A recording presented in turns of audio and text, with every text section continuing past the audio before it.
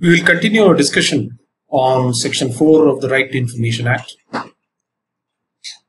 with the possibilities of discussing suo moto disclosure. The term suo moto means on its own motion. If one observes the Right to Information Act, which establishes obligations on public authorities, one would see Section 4(1)(b), which states that there is a duty that has to be imposed upon the public authorities to make constant endeavors to take all steps to provide as much information as possible suo moto to the public at regular intervals through various means of communication. This includes the internet, and hence the public have to resort to minimum effort in terms of applying under the Right to Information Act. You will notice that every information pertaining to the functioning of a public authority should be disseminated widely by the public authority on its own motion, and that's what suo moto disclosure actually means. It also means, very importantly, that the RTI Act expected that this suo moto disclosure could be achieved within 120 days of the enactment of the Act. However, it's a continuous process in which updation is to be done, and hence that kind of updation is something that public authorities must do from time to time. The public authorities are actually obligated not only to disclose the 17 sets of manual information, which establishes comprehensively details of the establishment, functions, procedures, rules, powers and duties, and functions of officers and employees, but also they are obligated to put out the decision-making process in the public domain. I think this clearly establishes a process of accountability of discharging functions. This clearly puts out information in public domain so that it can be accessed worldwide. And this would then in turn bring about a regime of openness rather than of secrecy and in a sense of non-disclosure which was practiced before 2005. I think overall the suo moto disclosure norm under Section 4 is an important norm, and I believe that it will establish a new set of dimension to public functions and public authorities. And I think if the sense and purpose of this is achieved, it will go a long way in creating a robust, transparent and accountable regime, which probably is one of the objectives that has been stated in the preamble of the Right to Information Act. In two cases that we have before us, one is the Canara Bank versus the Central Information Commission. The Kerala High Court has held that information that is mentioned in Section 3 and Section 4, they go hand in hand. The obligations of the public authorities under Section 4 are to compulsorily perform apart from the other liabilities that are part of the public authority, which in turn goes about in supplying information. And hence, while the citizens have a right to information, Section 4 establishes the duty that the public authorities do have in disseminating the said information to the citizens. And hence, the details of information that Section 4 requires are to be compulsorily published. And hence, you will notice it in no way takes away the right to information that citizens can still apply under the RTI Act. And hence, while the obligations under Section 4 are independent, the right under Section 3 is equally protected.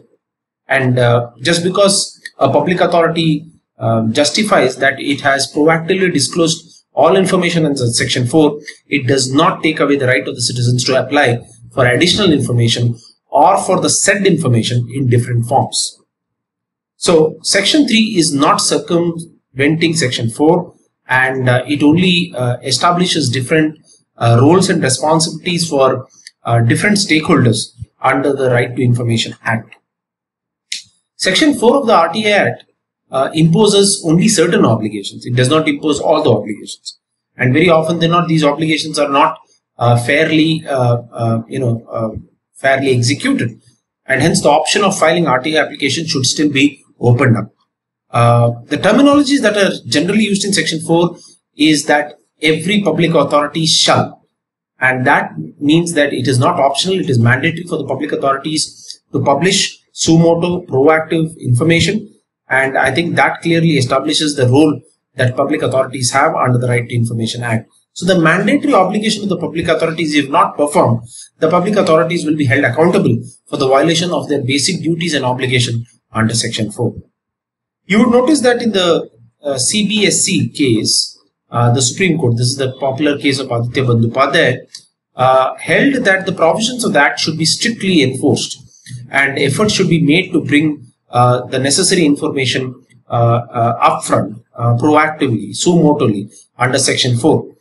This would then reduce the number of applications, reduce the cumbersome process in providing the said information, and this will only ensure a transparent and accountable legal system and definitely would discourage corruption. So the purpose behind having the obligations under Section 4 are to establish a robust legal system in this country, and that purpose cannot be lost in the way and manner in which public authorities may probably circumvent the process under the RTI Act.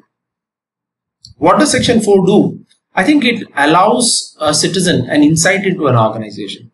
It allows a citizen a bird's eye view about the functioning of the organization, what processes are in place, what procedures are followed, what schemes are being floated. And this will, largely benefit citizens. It would largely benefit the legal system. And I think facts that affect public should be notified to the public without being asked for. And hence there is a larger public interest in fulfilling the obligations under Section 4. And hence it is important that such kinds of schemes, policies, subsidies are disclosed, and this should be achieved to a greater extent by public authorities. They should have a campaign to fulfill the obligations of Section 4 and keep it constantly updating so that it would contribute effectively to the implementation of the purpose and object of the Right to Information Act.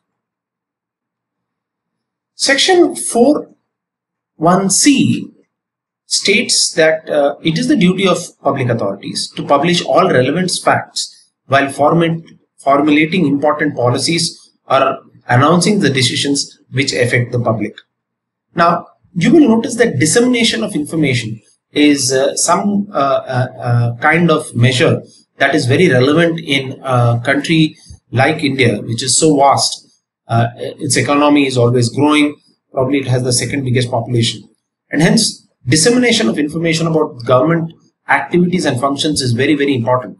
And the government must take extra steps and measures to actually consciously bring about a change that would be required in the legal system by providing information about such policies or such decisions which affect public proactively, suo motoli. So publishing of relevant facts are very, very crucial and important, because if it is going to affect a particular community, I'm sure they have the right to know. And that is something that has to be insisted upon. There are large-scale policy decisions that are taken from time to time. The policy decisions generally are of developmental activity. For example, it could be about building of a dam at a particular place, which would involve displacement of a large section of community. The community that is supposed to be displaced due to the dam building activity probably has the right to know the policy of the government, why the dam is required, what is the purpose, will it serve the larger public interest, and why the displacement is displacement inevitable. I think the people have definitely the right to be informed, and they have the right to a participatory decision making process. And I think reasons and justifications are something that the government is obligated to provide for, and it is the interest of a legal system that the government is forthcoming with these reasons and justifications, and it must establish a democratic setup so that the interest of the people and the interest of the government both are balanced and protected as they go forward. So one cannot overemphasize the requirement of Section 4 in general and Section 4(1)(c) in particular, as we are discussing in this slide about important policies and decisions that affect the public. It is honestly believed that what will implementation of Section 4 do? It will fortify the faith of the people in the functioning of the public authorities, and to that extent, public approval and support for such policies would only increase, and this would strictly adhere to the public interest test rather than the political interest test or the interest of certain sections in the community. So whenever the public interest test is involved, the public have the right to know, they have the right to participate, they have the right to be informed, and that's exactly precisely what Section 41C mandates under the Right to Information Act. Next comes Section 41D, and Section 41D, as you all are aware of, and as I have said earlier, clearly stipulates a mandate for providing reasons for administrative and quasi-judicial decisions that affect communities and public. The purpose of Section 41D is disclosure of reasons, and disclosure of reasons, you would notice, is a principle of natural justice, and it is one of the cardinal principles of administrative law, or how administration is to be done in a democratic system. And an individual who is a victim or who is going to be affected by such decisions, be it administrative or quasi-judicial, has the right to be told the reasons for the same, right? And this again is a reiteration of the different facets of responsibility or obligation that public authority often have, though this is a matter of practice that they should generally follow. But the Right to Information Act has established this as a firm duty towards the citizens, and a firm duty to put these reasons even before it is asked for or even before it is applied for. And I think it is important that this extra mile be taken by the public authorities so that the overall purpose, objective, and the success of the Right to Information Act is ensured. And this will also improve the credibility of the organization. This will also improve the strength of the organization, because it believes in openness, it believes in accountability, and the reasons for decision only enhances that kind of accountability. The courts have held that whenever tribunals or quasi-judicial bodies make a decision, it must be a reasoned order, it must be a speaking order, and it should not be an order that cannot find enough justifications too. So this is something very important, that all orders that are passed are based on solid reasons, are based on solid justifications, and hence the citizen does not feel aggrieved and does not pursue the matter any further to know why a decision has been taken and why such an order was passed in the very first place. So all of these, I think, are crucial, and you will notice that Section 4 is all about the obligations of the public authorities, about what they should do to make the RTI movement, the RTI Act, a far more successful one. With this, we complete the discussion on Section 4.1. Section 4.1 has A, B, C, D, and the D is something that has been put up on the slide right now. Next, we should move on to Section 4.2. Now, Section 4.2 states that it shall be the constant endeavor of every public authority to take steps in accordance with the requirements of Clause B of Section 1 to provide as much information suo moto to the public at regular intervals through various means of communication. Now, the various means of communication often, if the public authorities do not upgrade, adopt change, especially the ones that are in relation to technology, I think they will be far from the citizens that are there. Today, I think the internet is a very good means of establishing that communication. And a lot of public authorities are now reaching out to citizens through not only their websites, but also creating an app which will actually deliver the kind of services and information to the citizens at their fingertip. So a lot of public authorities have developed those kinds of apps and have been providing not only information but also the relevant services that the citizens may expect from the government as well. Now, I think communication through the internet reduces a lot of public inconvenience that may otherwise cause if it is only provided at the public authority physically, maybe through their notice board, or maybe through their annual report physically, or maybe through inspections. Now, once the communication is done through internet, then citizens can seek the information or access the information at their doorstep, and they don't have to take the physical pain of traveling to the public authority. And there is a larger outreach that the public authority can actually get into. So the suo moto disclosure norm is insisted on internet, and I think this in turn also strengthens the e-governance model that the government wants to adopt and wants to follow in this country as well.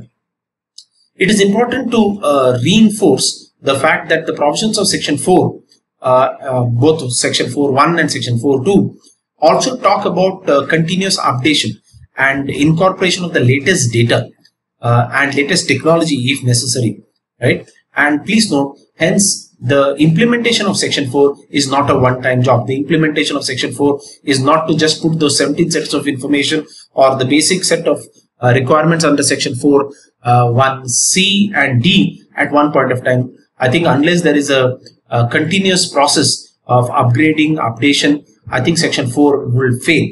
And hence, I think it is the duty of the public authority to try and look at RTI as a continuous duty or a continuous function on which they have to invest time and resources so that there is an effective communication between the government and its citizen. So all possible means have to be used. All possible means of communication also has to be used.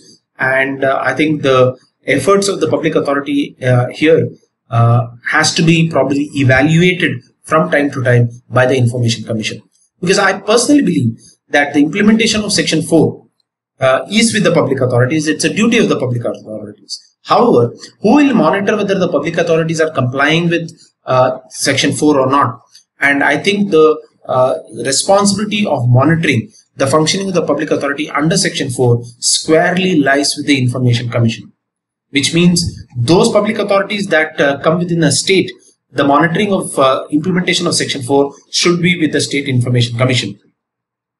Those public authorities that deal with central government or accountable or being established by the central government, the monitoring of implementation of Section 4 should be with the Central Information Commission. So I think it is the duty of the Information Commission to check whether the obligations are met, and if not, to advise appropriate action. And if remedial actions are not being followed by the public authorities, probably the Central Information Commission may be duty bound to impose any kind of fine as it would were, or pass any other order that may be required for the implementation of Section 4. Next, we'll move on to Section 4.3, and you will notice that Section 4.3 says that every information shall be disseminated widely and in such form and manner which is easily accessible to the public. So the form and the manner should be decided by the public authority, but it should be justifiable so that it reaches the public at large. So Section 4.3 describes that every information must be disseminated widely. So it is not only to the RTI applicant. So just because I have put an application doesn't mean the information is relevant for me. It has to be relevant to everybody who may be concerned with the said information. And it kind of stresses upon the practical implementation of the moto proactive disclosure process. And it takes a very practical approach in the sense that the information that is there in the government must be used to disseminate the same and must be used for the benefit of the people. And such kind of an exercise must be taken by the public authorities, and they must put out this information through websites, through internet, through app. They must reach out through pamphlets, leaflets, advertisements, and especially concerning those in the rural areas. I think this is a very important point. An outreach program for dissemination of information is something that they have to undertake. So I think public authorities would do well in putting information on notice boards, newspapers, poster campaigns, public announcement, internet, website, app based, or probably sending just a message through WhatsApp or any other that would be relevant and important at this context in terms of the implementation of the Right to Information Act. The next provision is Section 4.4. Section 4.4 states that all materials shall be disseminated, taking into consideration the cost effectiveness. If you have to tackle corruption, the right to information movement should not result in an escalated cost. So cost effectiveness is very important. That's what is the mandate under section 4.4. Second mandate is local language, very, very important, because you cannot use either English or Hindi always, unless Hindi is the local language. So that, this is where the effective means of communication of information is established. So I think the RTI is trying to bring about an attitudinal change and a shift that is very much required in public authorities and its functioning. So while it's not about only citizens seeking information and the public information officer providing it, here there is a duty on the public authority. It's the institutional responsibility here that is being emphasized. It is not just the right that is being debated or discussed over here. The duty of the institution of public authority is to put that information, disseminate that information in effective cost mechanism in local language, and the most effective method of communication in that local area must be actually followed, right? So I think what section 4.4 also says that is, if possible, information should be available free of cost, right? Or at such cost that may be prescribed from time to time. So you will notice that in case section 4 information is sought, generally this information, if it's there in the public domain, people can access it freely. You don't have to pay for it necessarily. Now when you apply under the RTI Act, you have to pay for that information. So however, please note, under section 4 also, there can be a prescription of fee if required, or the print cost may be prescribed from time to time by the state or by the public authority or under the RTI rules, right? So section 4.4 again, re-emphasizes the role and the responsibility of the public authority, and talks about the cost that may have to be required to be paid in case of information that is sought under this section. So maximum reach is something that has been emphasized in this, is what I firmly believe in. I believe in this section trying to suggest communication in local language and in the most cost-effective method, right? So the cost-effective method electronically is something that one can appreciate, because that is something that freely available and that can be passed through emails, WhatsApp messages, or it could be in terms of kind of a audio message that can be transmitted to citizens as well. So I think these do fortify the RTI purpose, the RTI objective, and I think the obligations under section 4 are very, very critical in fulfilling the objectives of the Right to Information Act. I think nominal price or the cost of information is something that we are all concerned about. Though under the Right to Information Act, the cost of information has been kept at a very minimal price, and I think public authorities must continue that, because I don't think RTI is a mechanism of earning revenue or generating that kind of income for a public authority, and hence the cost should be basic. The cost should be something that only creates a value to the work and creates a value to the duty, and it should not be anything more than what a citizen cannot afford to. You will notice that the right to information in India is kind of a result of a mass awakening of the right. And if you consider the socio-economic conditions in India currently, I think the right should not be chargeable, the right should not be profitable.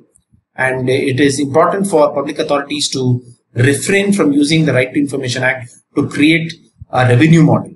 And to rather, the attitude should be facilitating the right. The attitude must be to share the information rather than to generate income or money from the same. So that is, I think, an important message that one can come out from reading of section 4 of the Right to Information Act. I think what does section 4 do is that while it facilitates the right to information, one must not forget the fact that the compliance in the section 4 only enhances the educational value of the public authority and its functioning. So it is about providing that kind of a mass information to the citizens, and that mass information is not something that is always sought for. It can be something that can be given without being asked for. That is, I think, an important aspect in terms of dealing with the aspect of section 4.